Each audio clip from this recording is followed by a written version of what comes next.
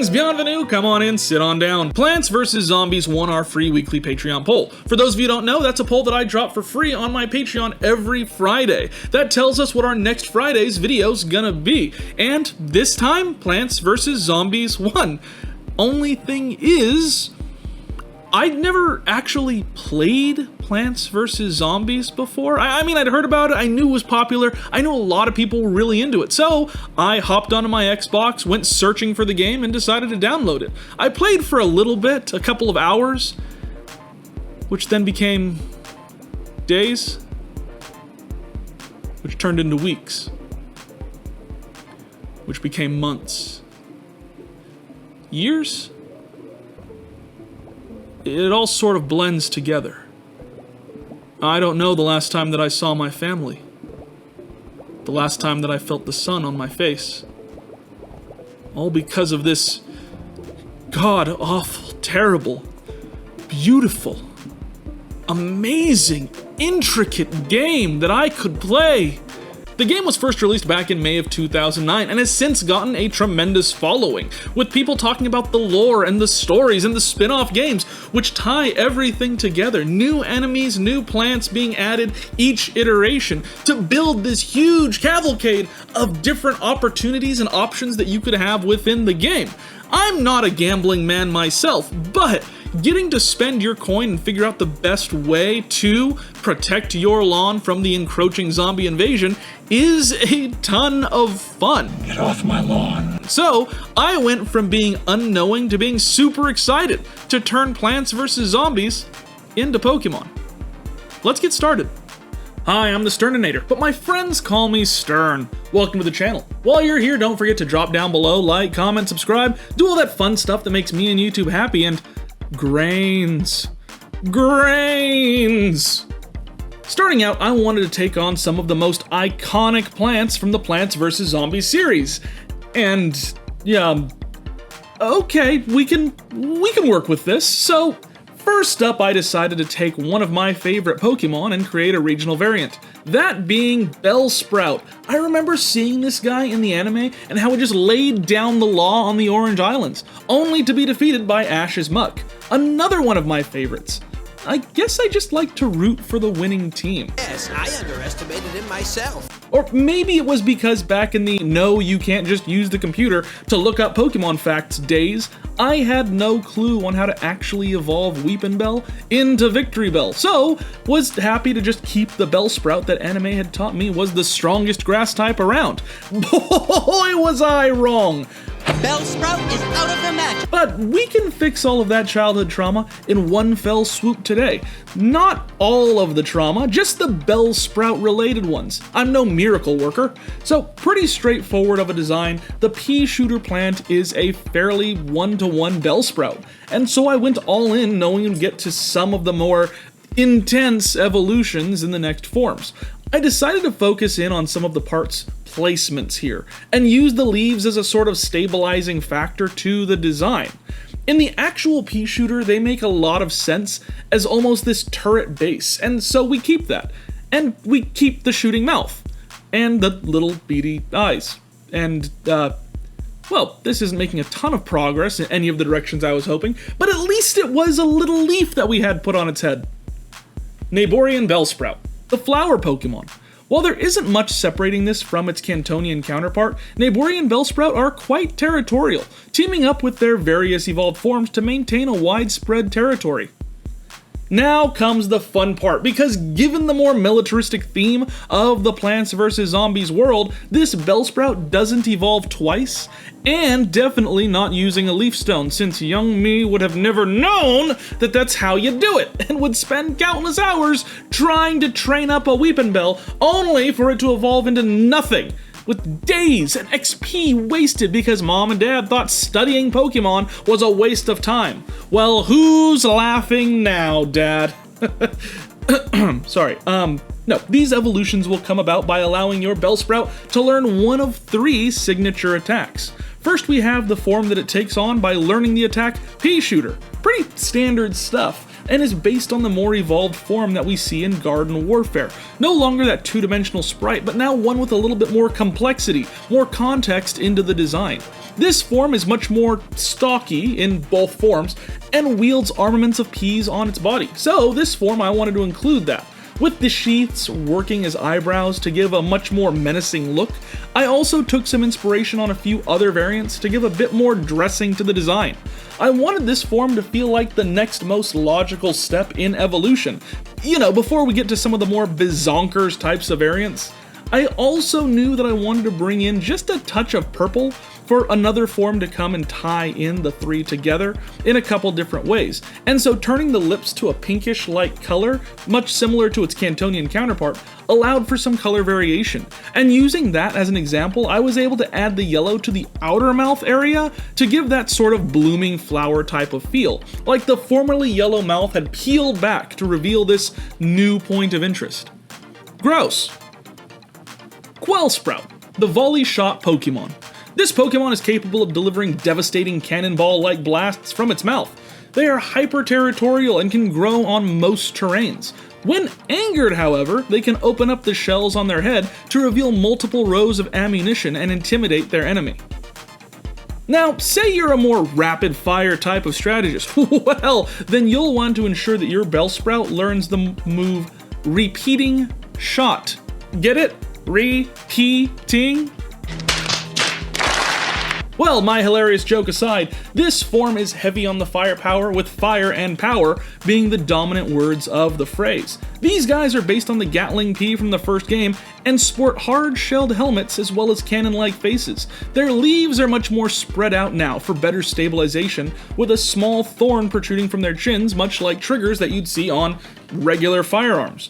I really like weapon-based designs, as so these are an absolute joy. Pokemon like Blastoise and Clawitzer may have big beefy cannons, but I like to think of Pokemon like Remoraid and Octillery, who in their beta sprites were much more clearly based on guns and tanks respectively. But with censorship of Pokemon being a kid's game and all, they had to be toned down to appear much less violence-based. I mean, if the key antagonist in Transformers can turn into a pistol and that still be a kid's show, then who are we to say a fish can't be a gun? Yeah, I heard it as soon as I said it. That is definitely a lot weirder.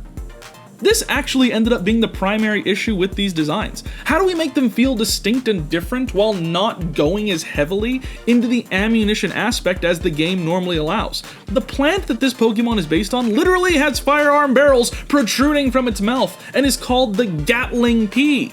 So, as in most of these videos, I wanted to go for something that tackled the flavor of the inspiration over a direct comparison of the two. Yeah, I know, the hypocrisy is not lost on me. Gatsprout, the rapid-fire Pokemon. These Pokemon were built to dominate in the realm of suppressive fire. Their bulbous heads and rotating thorn-covered bodies work as an efficient factory in the way of generating hardened seeds that they shoot at tremendous velocity, one after the other. They can often become blind to their target, aiming at friends and foes alike. Now, moving on to our Chomper-inspired Pokemon, you had to know it was coming. Chomper is a major plant in the series, and pretty much puts everything you need to know about it at the forefront. Even the dedicated Plants vs. Zombies wiki states, Chomper's name is related to the verb chomp, meaning the act of chewing and munching, something loudly or heavily, referring to Chomper's ability to eat zombies. Like, yeah! Did we not know that? Did that really need to be a quote and a reference to the name? Anyway, this form can be unlocked by allowing your Bellsprout to move the learn Bite back. Get it? These plants bite you.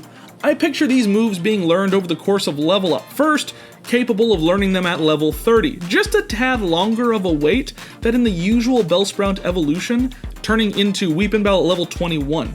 This grants us the ability to make these forms just a bit stronger than Weepinbell and lets them feel like true final evolutions. But that's about where my experience on the statistical side ends. So if you have any ideas for things like abilities for these forms and the rest of the Pokemon in today's video, then let me know down in the comments, like the user Dracophile did with our Donkey Kong Bonanza as Pokemon video. These abilities are perfect for each form that we came up with in that video. So if you want to see your comment in videos, then be sure to let me know what abilities you can come up with. And If you just want to chat and hang out, plus get some video ideas heard ahead of time, then head over to the Discord in the description below. Okay, I can cross mandated self-promotion off the to-do list, and next is, oh right, this Pokemon's details. Chomplant, the ravenous Pokemon. Stories have long been told of this Pokemon swallowing humans whole. Their thorny stalks make them a pain to remove, as even after successful uprooting this Pokemon, it will use its lower leaves to walk to a new spot and plant itself again. Their jaws clamp closed with 4,000 pounds of pressure and cannot be easily pried open. Alright, enough talking about plants and peas and turrets and firearms. Let's get to the real meat of the subject. And the bones, and the brains, and the organs, and all of that. You can't have Plants vs. Zombies without the actual zombies. And here, I fell into some traps. I fell into the same traps as I have with other franchises into Pokemon like Resident Evil, Little Nightmares, and other horror movies. How do we make a zombie or humanoid or decaying corpse type of character into a Pokemon? For this design, I actually worked backwards and came up with some of the other forms first, leaving those to inform this first design. And I'm glad that I did, because it's a lot easier to go over the top than it is to find that simplified version sometimes. I've heard a lot of creators and artists do this, starting in reverse type of system. And while I understand the merit of the practice, I tend to go one after the other, just keeping in mind where I want to be at the end. If you've stopped by our Wednesday live streams, then you're probably very familiar with my process as well as my recurring plan to bring back the Wild West Highwaymen and take down the Amazon shipping trucks and thus liberate all of their Hatsune Miku body pillows. I tend to go in line with my building by building, but here I knew that this initial zombie Pokemon would branch into one of two designs based on their brain or brawn, and so finding the segments that fit between the two let me more easily come up with this first form. Zombini, the trudging Pokemon. These single-minded Pokemon are not easily distracted from their goals, often walking directly into danger in an attempt to beeline their way towards their objective. Objects like traffic cones and buckets are often found covering their heads from previous instances of walking into areas typically dangerous for most Pokemon. Much like our plant Pokemon, our little Zombini has a branched evolution, depending on what kind of attack it knows upon reaching level 30. If your Zombini knows more physical attacks than special attacks, it will evolve into this much more gargantuan Titan-style Pokemon. This Pokemon is based on the non-boss enemy Gargantor, a meaty zombie made of muscle and hatred, usually wielding a weapon of some sort, often a telephone pole. For the design, I wanted something that felt armored and large. I mean, I have a few more minutes to fill, and yeah, it's just a big monster. I mean, what else is there to say? Big monster! Given that I know that the next form would be, I wanted to focus my attention towards other areas for this design, like utilizing the bones on its back and arms as a sort of armor. I was actually watching football at the time and used the build of player uniforms to inspire this look, and I'm glad that those things all just kind of lined up, because it defines a certain flavor to the look without being hyper explicit. Plus, there is precedent with a few zombies actually wearing football pads in-game, so yeah, like I said, pretty simple, pretty straightforward, big monster. Garzambone, the trample Pokemon. Their movement is staggered and slow, but their power is unmatched, with their bone carapaces capable of blocking heavy firepower. When they see something that they want, they are near unstoppable as they pursue their target. But what if the opposite were true? What if your Zombini knew more special attacks over physical? Well, then it would evolve into this form based on Dr. Zomboss. Now, I know what I'm going to hear in the comments. Stern, why not do designs based on the ice and fire pea shooters, so that we can have an Eevee-style Bellsprout? And why did you bring Dr. Zomboss in, who is a main antagonist of the series, as a power play against Gargantor, who isn't even a boss monster? Stern, what were you even thinking? Well, there are a few things to consider when turning these plants and zombies into Pokemon. One is that I took at the flavor instead of looking at the actual representation of who these characters are stat-wise in-game. I wanted to look at the design over the story. Is that always the case? No, but in some instances, It's honestly just more fun to delineate between structures like brain versus brawn, and truthfully, I had a concept in mind that I later realized could be handled differently to potentially better success, like with a Bellsprout Eevee type of evolution. It felt a couple steps off from me, and it's definitely something that I would love to explore in a potential future video. So if you want to see more and potentially have videos like that, then be sure to like and subscribe, but also share this video. Doing so tells me to dig a little deeper, plant some seeds, and hope that I grow something powerful out of it. Look, I love making these videos and I love getting to be a part of the community that we've built together. It's why videos like this one that are based on the polls that I do over on my Patreon every week and questions that I get asked are so important to me. Because I like interacting with you guys so that I can know I'm making something that you all enjoy. And hopefully you like that content as well. Also, Zomboss is voiced by Russell Brand. Isn't that a little bit crazy? Isn't that a little bit weird? I read that and I was like, yeah, that makes sense. But also in some ways it doesn't. It's very weird, very interesting, and definitely one of my favorite fun facts of this video. Zomboss, the mental block Pokemon.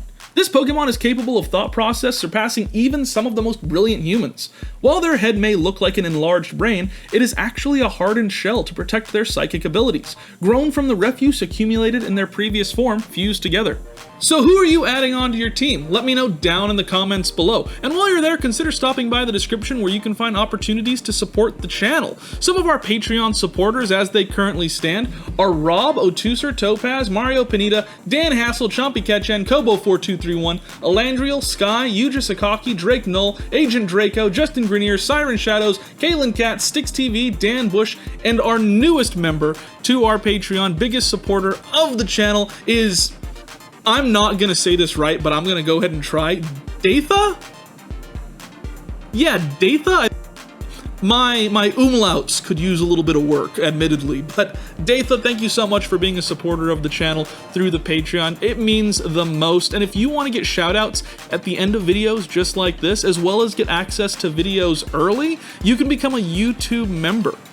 Our current roster of YouTube members as they stand are Aggie Creepside, RJ, Nigel Winslow, Koi Pond, Siren Shadows, Moxie, The Silver Crescent, Reggie Hustle Jr., Shell Racer 8683, Lilo Tweeting, Zed Ravenmore, Somni Stars, Kaylin Cat, Crimbo McSwizzle, and brand new to the members, it's Philo. Thank you so much for becoming a supporter of the channel, for being here, allowing this stuff to happen, to take place, and allowing me to make weird content on the internet. This is weird content. I think we can all agree on that? I know I say it a lot, but like it's mind-blowing that this is something I get to do and that you guys get to take part in. It's a ton of fun. And if you want to become a part of the community, drop down into the Discord below. We talk about everything under the sun. Transformers, Five Nights at Freddy's, Poppy Playtime, Deltarune.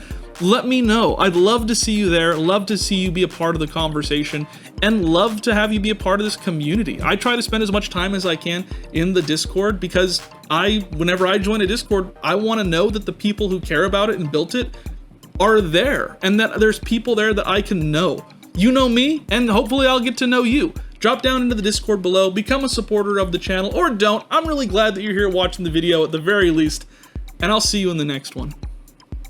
Bye! I feel like I'm putting too much emphasis towards the actual plants, and I'm not putting enough towards the seeds. I know that it takes more time for them to actually be utilized, but I think that's gonna be the key, is the patience that goes into those. Because I'm not doing well.